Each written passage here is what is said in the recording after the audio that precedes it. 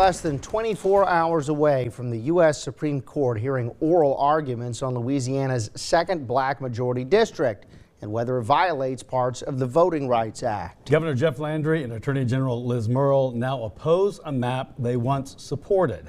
Louisiana First News anchor Brianna Moore tells us what happened today.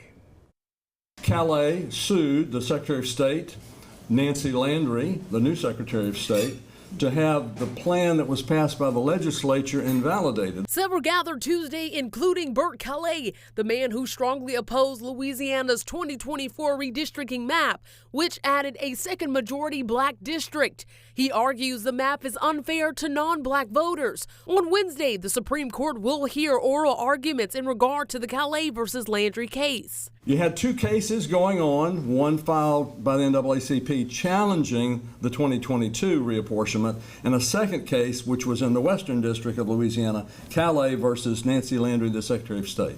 The group claims the 2024 map is an unconstitutional racial gerrymander. Their attorney, Paul Hurd, argues the state wasn't ordered to adopt a new plan and that leaders made the change for political reasons. He says the federal court never required a second black district, only offered a chance to defend the 2022 map. Instead, he says the state gave in and adopted the NAACP's plan without a court order. We've had a real interesting switcheroo, if you will, on the who's supporting this and who's not. At the meeting, Attorney Hurd claimed Governor Jeff Landry and the Attorney General backed the new district instead of defending the 2022 map. Governor Landry, who called in ahead of tomorrow's hearing, said he takes credit for getting the case before the Supreme Court as a back and forth unfolded between him and Hurd. The only reason we have an opportunity to make great strides is because of the hard work that Liz Murrill and I have been doing while I was the Attorney General.